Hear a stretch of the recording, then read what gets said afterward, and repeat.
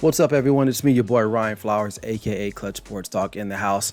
I got Week 5 review of the National Football League. We start on Thursday night. Probably one of the worst games I've seen in a long time. These Thursday night games are not good. This one was between the Denver Broncos and the Indianapolis Colts. Let's just say there was really no offense involved, and a crazy finish at the end. Everyone's talking about that from last week. But as you can see here, this is probably one of the better plays for the Broncos, but it was actually a lucky play. Russell Wilson just threw it up and kind of got lucky on that one, and one of his guys came down. Who was that? I think it was, who was that, Judy? One of these guys. But listen, the Colts end up winning that game with field goals. No touchdowns scored in that game. All right, first game on Sunday morning, you have the New York Giants, on the road in England against the Green Bay Packers. They came back. At one point, they were down 17-3. They stormed back, basically behind this man right here, Saquon Barkley, doing his thing. Rushed for over 120 yards, if I'm not mistaken, on like 30-something carries. A phenomenal comeback from behind win. Packers, I don't know, they're going to have to figure something out. So they're not a great second half team. But Aaron Rodgers really just, I don't know, man. I'm trying to hang in there with the Packers, but performances like this really, really make me start to think that they're not going to win the division. But Randall Cobb still doing his thing right there. A little toe tap. I think he had like 99 yards and on 6 receptions. So old man still getting it done. All right. Blowout game of the day. Josh Allen throws a bomb. Who's that? Gabriel Davis. And the Buffalo Bills run all over Pittsburgh. Kenny Pickett get his first start. And it was memorable, but not for the right reasons. This game was literally over from the coin toss. Pittsburgh Steelers wanted nothing to do in this game, and the Buffalo Bills showed why they need to be back in the conversation as one of the top teams again. Probably the best play all day for the Pittsburgh Steelers, Deontay Johnson with a phenomenal catch right there. But other than that, there's really not much more to talk about from this game. Buffalo Bills get the win. All right, an exciting afternoon game. Cleveland Browns taking on the LA Chargers. This was a back and forth game. Not one team wanted to win the game. Chargers take the lead, Browns will take the lead. Chargers go take it back, Browns take it right back. Eventually, the Chargers ended up taking the lead in the end, and they almost blew it. Why? Because their dumb coach, Brandon Staley, decided to go for it on like 4th and 2 on their side of the football field, but fortunately for them, their defense was able to stop the Cleveland Browns and force them to a missed field goal. But Austin Eckler, very underrated type of player, especially, mind you, there was no Keenan Allen. Justin Herbert still dealing with that rib injury, but the LA Chargers doing their thing, despite their coach being an idiot, to get the win. Disappointing loss this week. Jacksonville Jaguars. I know they lost last week to the Eagles.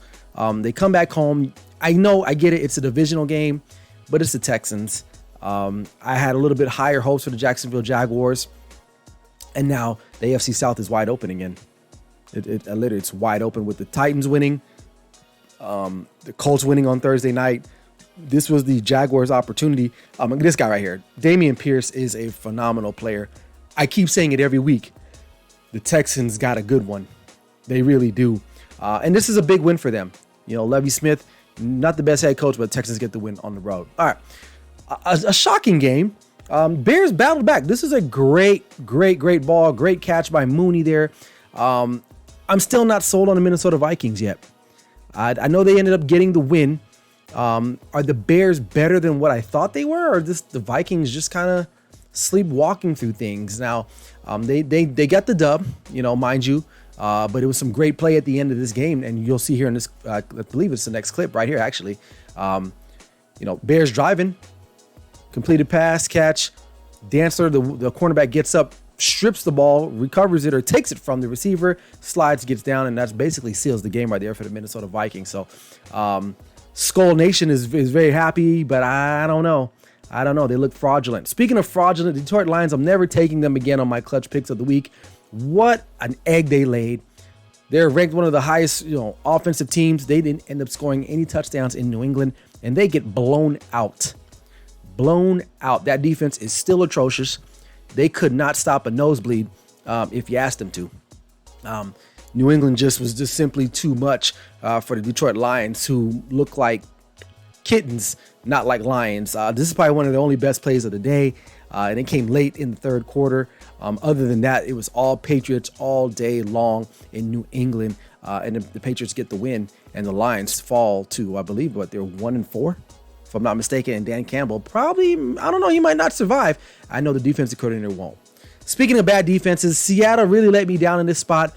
They were in this game. This was another back and forth game. Taysom Hill showing why he can be dynamic in certain spots. Here you can see here, he gets the touchdown. Just pretty much sealed the deal for them. But the Seattle Seahawks putting up over 30 points, but they just can't stop anybody. Geno Smith is playing lights out. He's one in tops in the league as far as quarterback play right now, but the defense can't stop anybody. And I'm surprised they weren't able to get this win on the road against a weary New Orleans team coming back from England. Great throw right here. Great pass to Tyler Lockett. He's still phenomenal. Another underrated wide receiver. If Seattle can figure out the defense, they might get some things going late in the season. But if they can't figure that out, I don't know what's going to happen. But Saints get the win. All right. Jets, Jets. Blowout. The Miami Dolphins 40-17. I like this kid right here. Breece Hall from Iowa State. He's another guy that I like. They have a young collection of talent here, especially at the receiving group.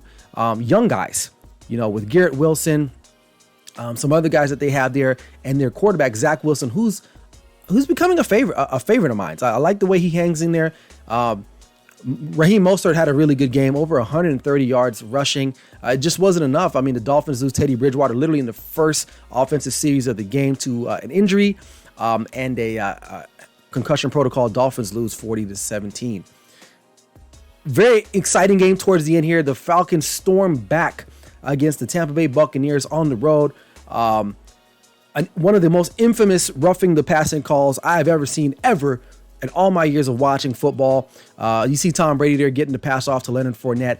I'm not that excited about Tampa. They get the win, but listen, when your running back has over 11 receptions as your leading receiver, that's a problem, but Buccaneers get the win. All right, Commanders taking on the Titans. This was an important game for both teams. Both are like in a transition period right here. This was another back and forth game. Titans would go up, Commanders come back, and right here, this is just an ill throw right here. Carson Wentz, he thought he saw something. Now he's getting a lot of flack from his coach, but there's a lot of other issues going on in Washington other than Carson Wentz. And I think Ron Rivera's probably going to be out there. And the Commanders are going to be out looking for another quarterback anyway at the end of the season. So we'll have to wait and see what happens with them. But the Titans get the win, a much-needed win on the road. All right. In Matt Rule's final game as the Carolina Panthers head coach, it was a blowout. The Niners from the jump were in control of this game. Defense played solid. Running game looked good. Jimmy Garoppolo still doing his thing over there. What can I say about the Niners? They're going to get things rolling now.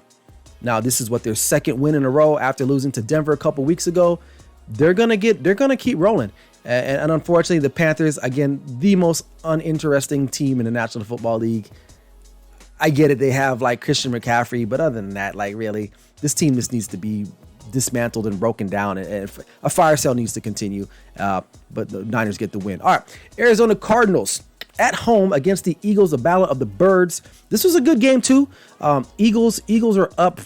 Eagles were up most of the game, and then the Cardinals hung in there. But really the Eagles were just a little bit too much. Kyler Murray, a crucial mistake at the end. He slid about a half a yard too early, which forced them to 4th and 1. They ended up trying to kick the field goal to tie the game.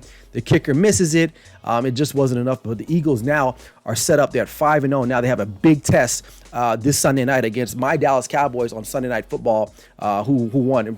Great segue here. The Dallas Cowboys right here taking on the Rams in Inglewood. Tony Pollard getting loose with it. The 57-yard touchdown. This was a big play. But the story of this game was the Dallas Cowboys defense. 5 sacks, I think 3 or 4 turnovers. Literally, Matthew Stafford had nowhere to go. Micah Parsons doing his thing. This is their brightest play of the day. Cooper Kupp, he had a 50-plus yard touchdown scamper right here against Trayvon Diggs. I'm not sure of the coverage, but no, he just got beat. Cooper Kupp's a great guy. Great catch, great run after catch. What else can I say? But really, it was the Dallas defense all day. Dallas get the win at home. Sunday Night Football, Cincinnati Bengals taking on the Baltimore Ravens. Joe Burrow, ill pass right there to Patrick McQueen, his former teammate at LSU. this was a close game to the very end. Lamar Jackson pretty much sealed it at the end. He played really well, but got to give credit to the Bengals that they fought back. As you can see, they were down early 10-0. They managed to get back, and they took the lead late in the game. If it wasn't for Lamar Jackson completing some great plays towards the end and getting their kicker Justin Tucker in play, but Baltimore Ravens win the game. All right, finally, Monday Night Football. What an interesting one. Raiders pretty much controlled this game. However, Travis Kelce went off for 4 touchdowns. 4 touchdowns. Now, there's some questionable plays here. Another questionable roughing the passer call here. Another phantom block hold on a field goal for the Chiefs. And then Josh McDaniels going for it on 2 to win the game instead of tying the game up in the fourth quarter. What a play right here. Derek Carr, Devontae Adams, that's what you got him for. But Kansas City gets the win. And it improves to what I believe 4-1 now, and the Raiders fall to 1-4 as they go into the break. But that's all the time I got. I'll see you guys next week. Peace.